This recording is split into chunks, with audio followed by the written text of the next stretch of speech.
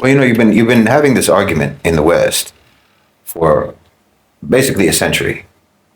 The same argument: capitalism versus communism, capitalism versus socialism, whatever. State ownership versus private ownership. Private ownership versus state control, and so forth. You're trapped in this binary, this sort of cage of thinking. And like I said, you're only ever told in the West that there are these two options. That there's only two possible ways to structure a society. There's only two possible ways to manage an economy. Well, no one insists upon a false binary, because binary is almost always false. No one insists upon a false binary unless you're just actually not interested in pursuing change. You're not actually interested in pursuing progress. And there's a reason for that. And the reason is obvious, because your problem is not actually your system. This is the truth. Your problem is the character, the culture, and the values that created the system in the first place. The priorities of your culture, the priorities of your value system. You understand? The system did not emerge out of nowhere. The system is an echo of yourselves, your own beliefs. You think that you can fix the system. You think you can make things better if you fix the system. No. I've said this many, many times. The system did not make your society the way it is. You made the system the way it is because you are the way you are. I mean, okay, sure, the system itself snowballs. It's self-fulfilling, it's self-reinforcing, it's a cycle, it creates a spiral. Because of the system, things get worse. But this isn't a chicken and the egg type of a question. We know the origin, because you built your own system. You built your own system, and you built it according to your pre-existing ways, the way you are. Yes, the problem was never capitalism itself, never in an absolute sense. Capitalism wasn't the problem. The problem is the character of the culture that practices it. That's all. The problem is the soul of the society, or the lack thereof. I mean, think about it. A culture that prioritizes hyper-individualism, where the highest possible good is basically personal enrichment. You're talking about a society that worships growth for growth's sake, consumption for consumption's sake. A culture whose moral imagination is so stunted that the only value that your culture recognizes is financial value. Honestly, the only metric of success is profit. Okay, in that kind of a cultural environment, of course your economic system is going to be predatory. Of course it's going to be a predatory monster, an extractive predatory monster. It's a reflection of the people who are operating it. It's a mirror of your own spiritual emptiness. This is why you lack any sort of imagination in this regard, in regards to other ways of doing things. Why, for like I say, for a century, you've pretended that there are only two or maybe three conceivable approaches to the economy: capitalism, communism, socialism, what have you. You're literally not allowed to explore any other economic theories, any other economic approaches. You're not taught that there are, in fact, entire libraries of alternative models that exist, that have been tested by other civilizations across history, across human history.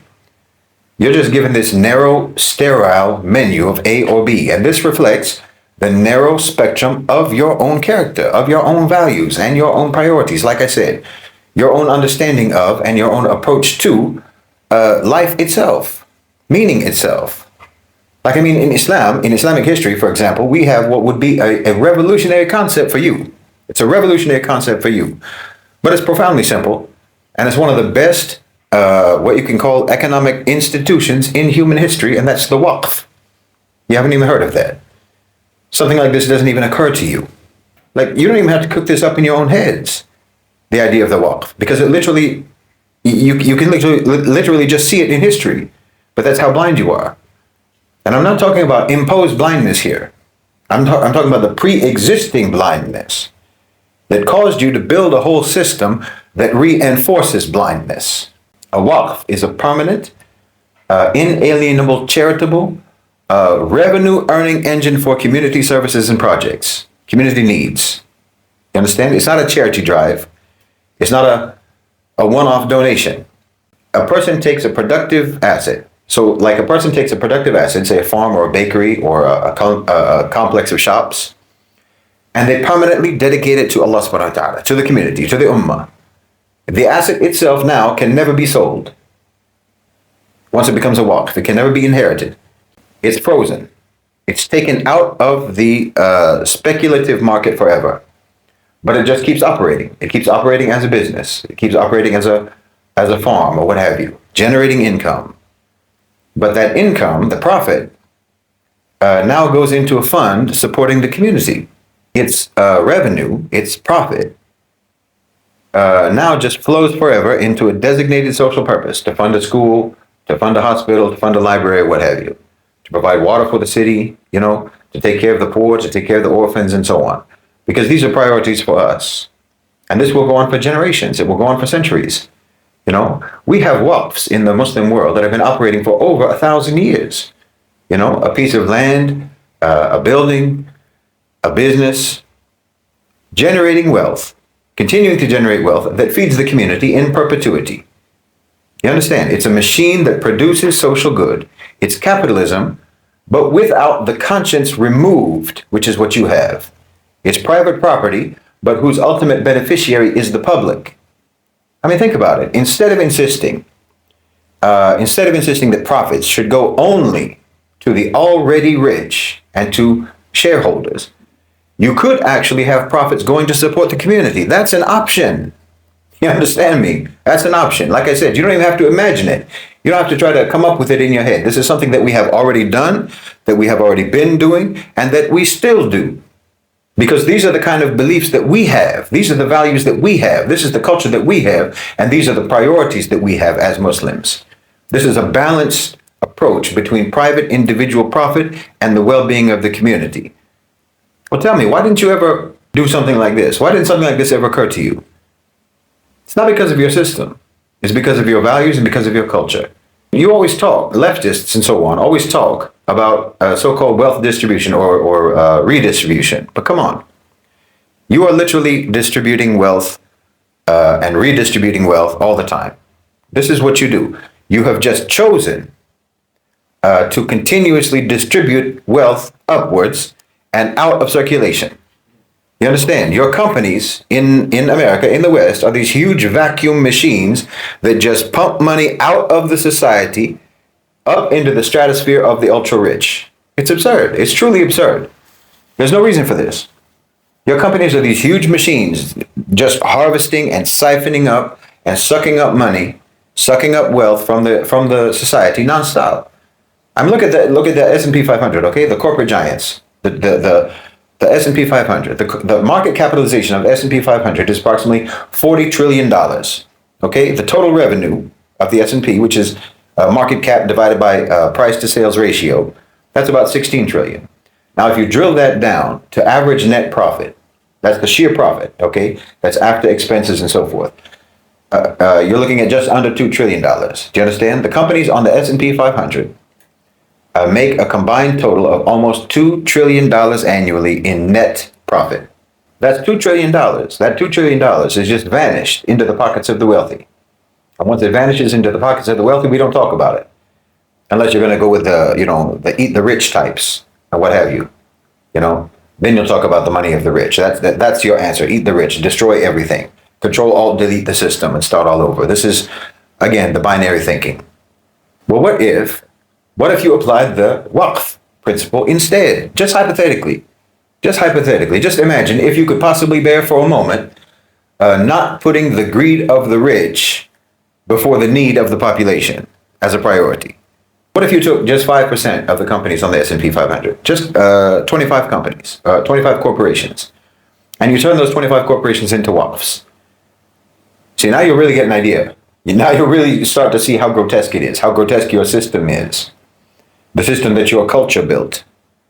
The grotesque system of a grotesque culture. Now you're going to see how appalling it is, okay? 25 companies, you turn them into Waqfs.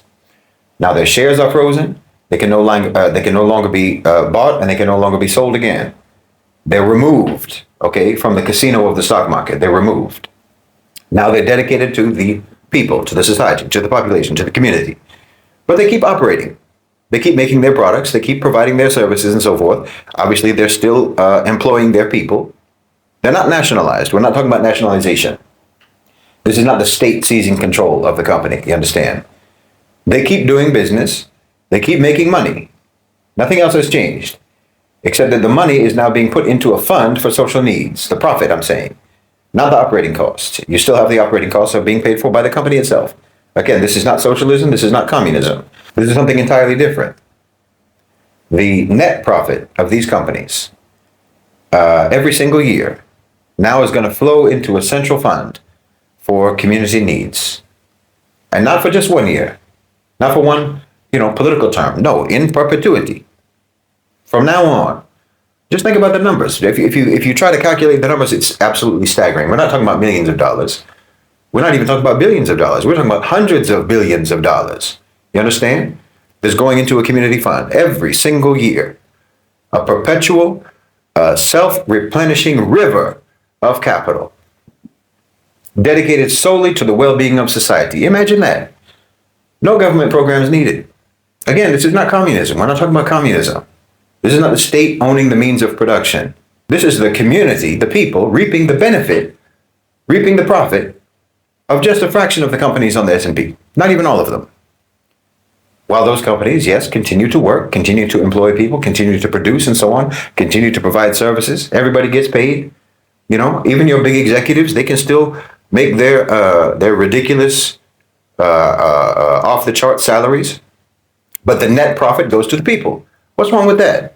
This isn't about redistributing wealth, through taxation, through, bureaucracy. This is about pre-designating the wealth at its source, at the company. This is structural. It's built in.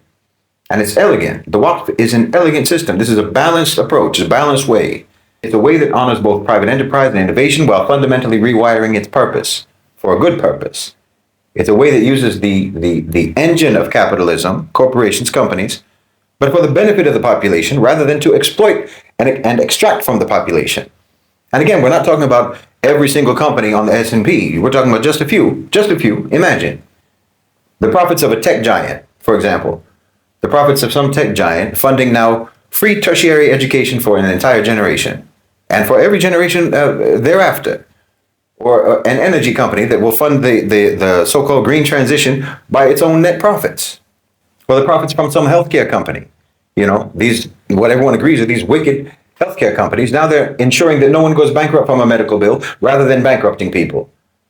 All of that money is available. It's literally available. I mean, it's right there in your country. It exists. This isn't a fantasy. The Waqf is not a fantasy. We've already done it. It's not a matter of possibility. It's a matter of will. It's a matter of changing your priorities from endless private accumulation to sustainable civilizational development. But that's not your culture.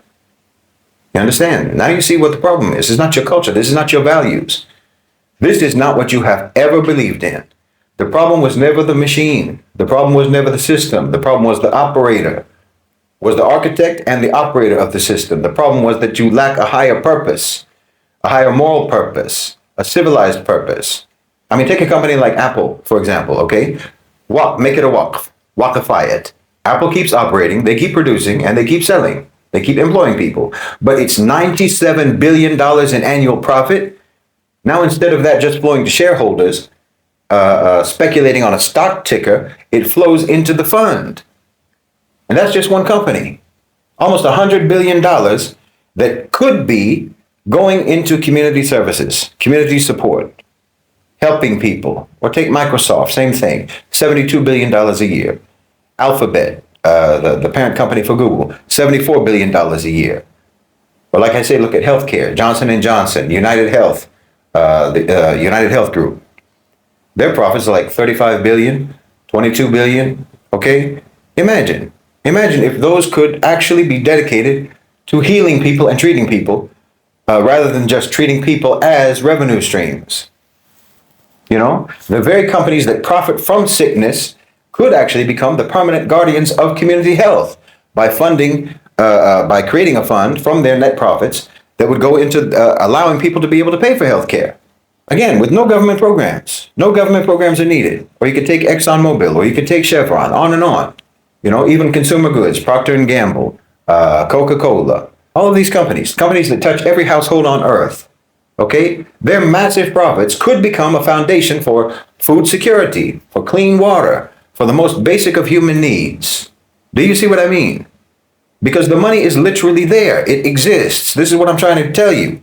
But because your culture, your priorities, put maximum accumulation of wealth as the highest possible good, a higher good than community survival, a higher good than community well-being. Because of that, that money is as good as non-existent.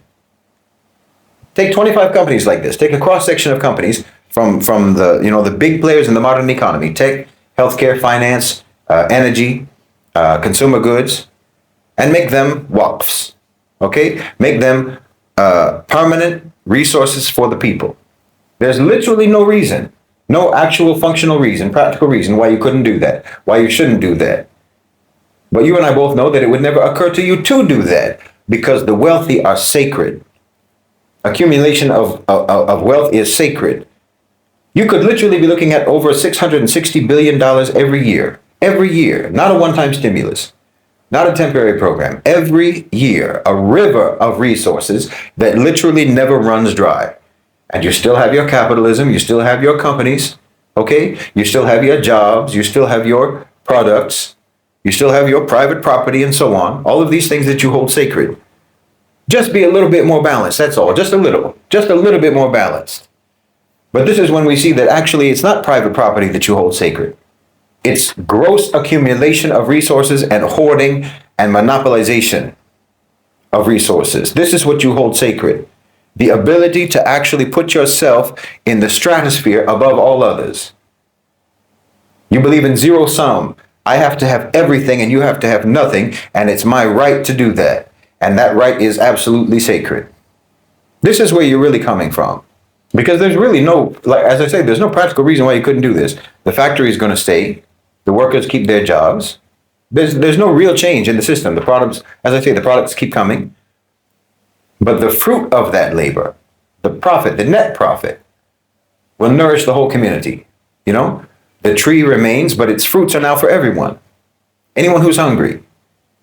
And again, we're not talking about this being mandatorily imposed or enforced as a uniform policy on all companies. No, it's like zakah in Islam. We have a percentage of our wealth that we have to give in charity. And in Islam, this is called zakah, which means to purify. By giving this charity, we purify our wealth by giving some of it in charity. That's how we purify it. So designating a selection of companies to become Waqfs is like that. It's a purification of capitalism by balancing it out and using some of the companies, just some of the companies, as perpetual sources of funding, as sources of endowment for the community. It's very simple. But look, I know that American dogmatic capitalists, their heads will explode at even think about such a thing. And like I say, they're so dogmatic that you already know what they're going to say to try to refute this idea. Never mind, again, it's not an idea. It's a real existing institution. It's an institution that the Muslims have had and have used and have proven for centuries. So we're not talking about an idea. It's not a theory. But you know what they'll say. You know what they'll say already because these are not thinking people. They just recite from the capitalist catechism. So it's very easy to anticipate. They'll say, well, if you do that, no one's going to start a business. You've taken the incentive away because the incentive for starting a business is personal profit, right? Okay, there you have it. That's the sickness of your culture. Those are the assumptions and the priorities of your culture. That's why you have the system that you have, because you think like this. It's not possible to have motivations besides the motivation of unrestricted accumulation of wealth. That's the only thing that you can possibly think about. What about private property, right? You're violating private property. Except that the value of your corporation isn't really owned, as in the profit that is created for your company is created by multiple factors, least of all by shareholders. It's created by your undervalued labor. It's created by your use of public infrastructure, by stakeholders, all of the stakeholders that actually make it possible for you to make money at all. If purchasing shares is a buy-in to the profits, then why isn't labor? Why isn't patronage? Why isn't your presence in the community? We're all affected by your existence. Like you exist here, you know, in our city, in our state. You use our roads. You impact the valuation of our land, our rents, our cost of living, our quality of life. You use our resources, you know. All of that contributes to you having a business, to you making money. Every business is a coalescence of factors, only a few of which are ever actually acknowledged financially or as having any rights. See, the owner of a business could think of himself or herself as the custodian of the business. And instead of just being their business being an asset for a narrow segment of people who are called shareholders, your business could be an asset to the whole population. You could do that. Why is that less appealing somehow? Why is that less appealing? Well, because of your culture, because of your values. Do you understand? This is what I'm telling you. This is not motivating for you to actually help people. That's not motivating for you. The capitalists will say that something like this will crash the market, it will destroy pensions, it will cause economic chaos. Look, you're holding the entire economy hostage to protect your casino. The real economy, the workers, the factories, the land, all of that is intact in a Waqf. Your financialized wealth is a phantom. No one needs to suffer because of that. The Waqf provides real security, direct funding for community needs. And that's far more stable. That's a far more stable version of a pension than a number on a volatile stock market. You're using people's retirement money to gamble on stocks. And you call that stable? No. Waqf is a balanced, it's a sane, it's a civilized approach. Again, it's not state control and it's not ruthless privatization, but common benefit through dedicated assets. Just a few. Again, we're not talking about a blanket policy. You know, I mean, if you had any semblance, okay, if you had any semblance of a decent, more responsible culture, then something like a Waqf is not even something that you would need to impose. It's not even something that you would need to have enforced by the government. It's something that a company owner himself or herself would just do voluntarily, because they themselves can do the math of how much of their net profits could actually help the population. And that would matter to them, you know, rather than making people dependent on charitable donations by, you know, Bill Gates or what have you, the philanthropy of individual billionaires who are just acting like feudal lords who are brushing crumbs off their table. Instead of that, you dedicate an ongoing revenue source to the population. You know that old saying, what's good for General Motors is good for America? Well, if General Motors was a Waqf, then that would actually be the case. Everyone would benefit when General Motors benefits. But okay, that's dreamland. I know that's dreamland. Apple's never going to do that. Microsoft never going to do that. United Health, Chevron, they're never going to do that, obviously. Of course they won't. Let's leave the S&P 500. Leave Wall Street. Leave Wall Street and go to your street, okay? Forget 25 massive companies. Let's just talk about 10. 10 companies in your city, in your own state. Not global behemoths, but local employers, big local employers. Successful family business, say, that became a regional powerhouse. There's a factory that's been there for 50 years, for example. There's a chain of grocery stores that everyone uses, for example. Some local tech firm that just hit it big, okay? Now imagine that the owner of that company, okay? He built this from the ground up, right? He employed, say, 200 people. It's worth $50 million. The net profit is around $5 million a year. That's a respectable figure. That's on the big end of a medium-sized enterprise. It's a significant player in the local economy. It's not a publicly traded firm. It's a family-owned firm. It's a privately owned business, okay? Now, say the owner of that company, he's 65. His kids don't want to go into that business. They want to become singers or something.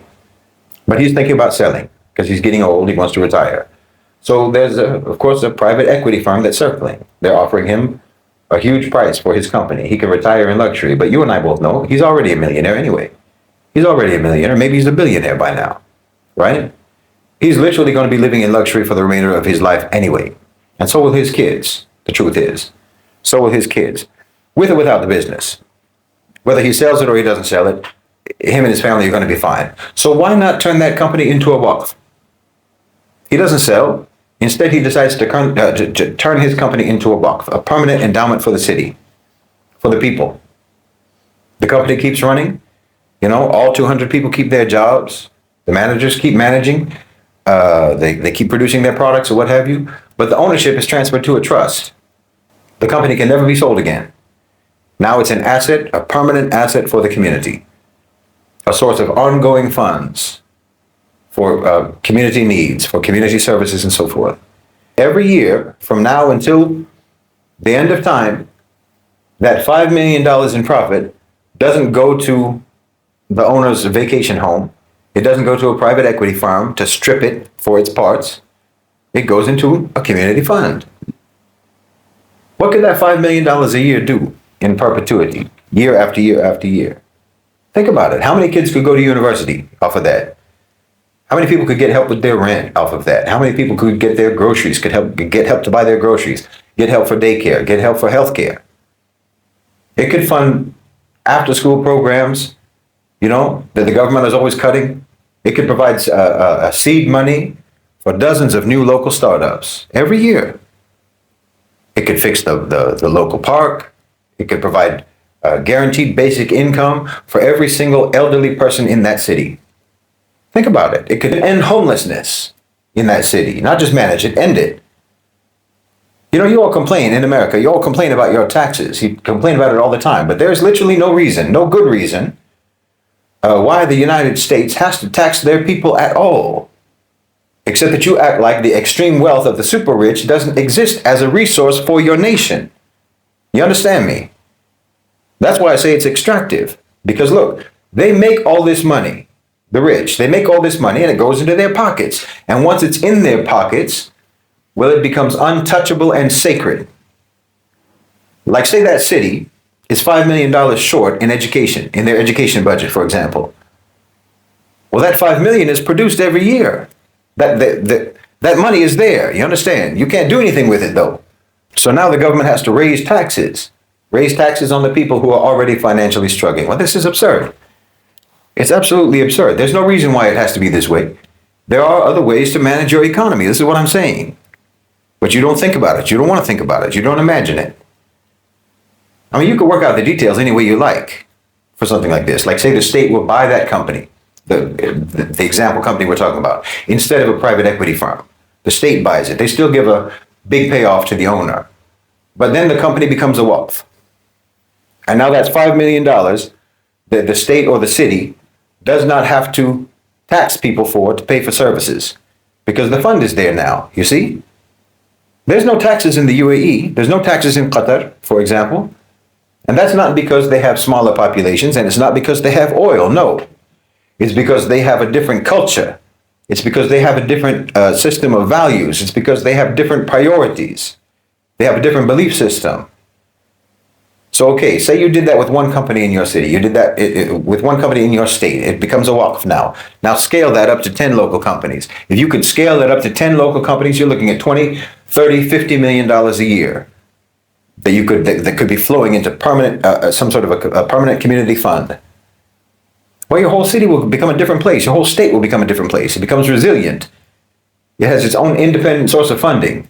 Independent source of funding for beautification, for helping the people, for innovation, and so on and so on and so on.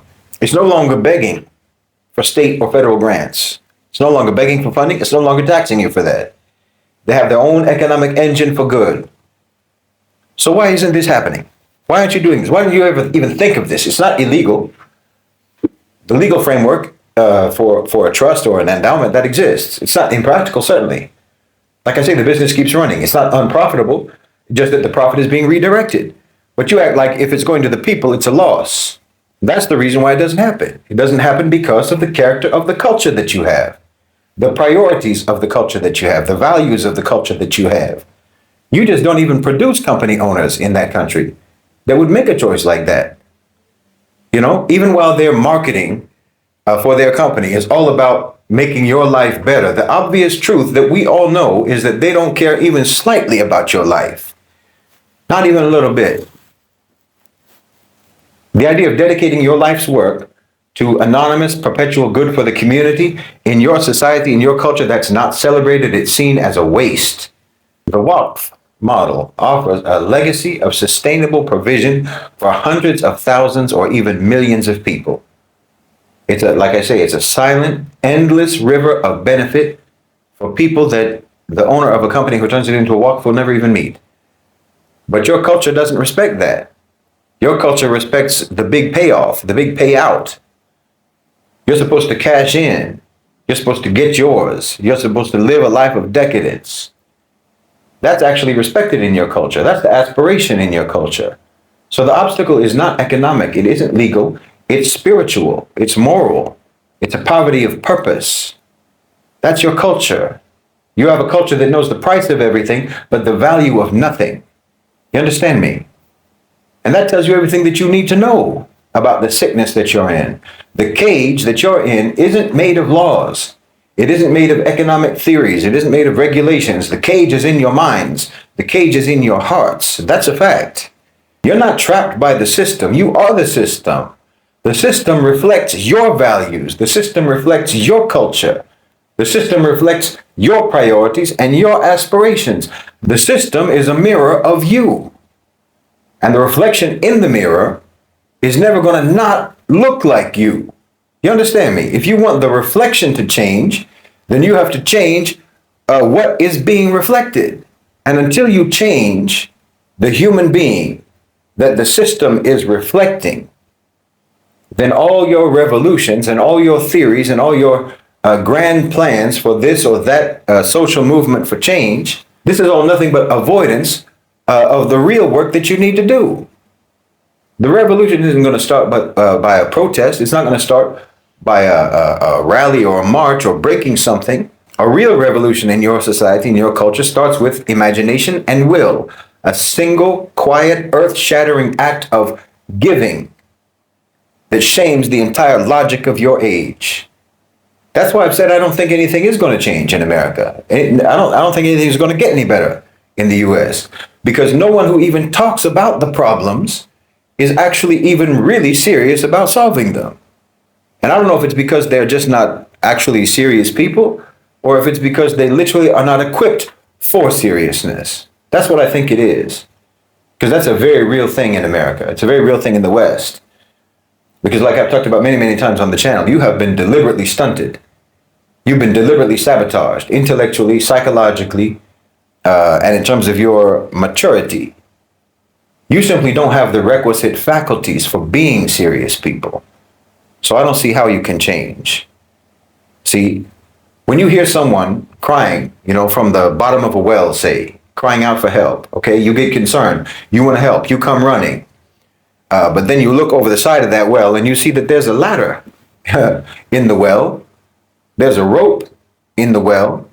There's like escalating ledges that they can grab onto, they can climb up and so forth to get out of that well. So now you understand that the problem isn't what you thought it was. The problem isn't the well. The problem is the person, because you have options, but you don't want those options. So when someone's like that, there's nothing you can do for them. You can't do anything for someone like that. They will stay exactly as they are, because that's the choice that they've made. This is what you have to come to terms with in America. Your system is hideous, yes. Most of you are aware of that, painfully aware of that. But what you have to come to terms with is the fact that that hideous system is a reflection of you. It's not the other way around. Like I've said many times before, no one invaded you, from the outside. It's not like what you did to everyone else, with imperialism and colonization and so forth. You came to our countries and forced your hideous systems upon us. And they did not reflect us. And to one extent or another, you successfully mutated our societies to then become reflections of your system. But for us, we know this can't last. This won't last. And it's already fading away, alhamdulillah. Because who we are at the core has never changed. So your system is never going to be stronger than who we are as a people. But that's not your situation. That's not your situation. You are in the system that you built yourselves. You're in the system that you approved yourselves. You're in the system that you maintain yourselves. It reflects you. It reflects your culture. It reflects your values. It reflects your priorities and your aspirations. You have the mentality of scavengers and predators, hoarders, marauders and pirates. Yes, you do. That's a fact. The rich and the poor alike. Let's be honest. Let's be honest. The poor in your society are not more moral than the rich. They just have fewer options. It's like the joke about an unattractive man who's less promiscuous than an attractive man. It's not that he doesn't want to be promiscuous. He just doesn't have the opportunity. Yes, you suffer more. The poor suffer more, definitely. You suffer more. But the truth is that most of you who are poor, but if you became rich, you would also make the poor suffer just as much as the rich are making you suffer today. And this is true, because that's your culture. That's how you are, regardless of your class. Your class status just limits or expands your options for predation, but your character is as it is. You are an angry, aggressive, hostile, combative people. Everyone knows this about you. For all your talk about rationality and reason and logic, wallahi, you are the most emotional, the most volatile, the most erratic, the most easily triggered, the shortest tempered, the most impulse-driven people on earth. So no, personally, I don't expect you to change. I don't expect your system to change because I do not expect you to change as a people. Like I say, your system is an accurate reflection. So if you look in the mirror and you see a monster, you can't blame the mirror.